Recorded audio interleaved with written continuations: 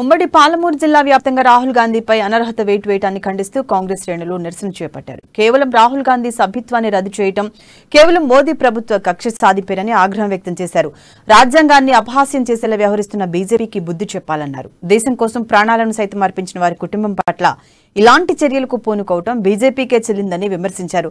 దీనికి బీజేపీ ప్రభుత్వం తగిన మూల్యం చెల్లించుకోక తప్పదని వారు హెచ్చరించారు.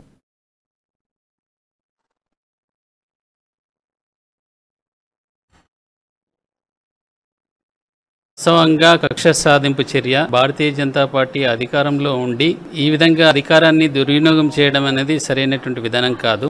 అంత త్వరగా చర్యలు తీసుకోవడం అనేది సరైనటువంటి విధానం కాదు. ఒక హుందాగా ఉండాల్సిన భారతీయ జనతా పార్టీ ఈనాడు ఏదైతే ఉందో కక్ష సాధింపు చర్యగా చేస్తా ఉంది. ఇది సరైనటువంటి విధానం కాదు. ప్రజాస్వామ్యాన్ని కొని చేస్తా ఉన్నారు. ఈనాడు రాజ్యాంగాన్ని కించపరిచే విధంగా చేస్తా ఉన్నటువంటి పరిస్థితి ఏదైతే ఉందో సరైనటువంటి విధానం కాదు.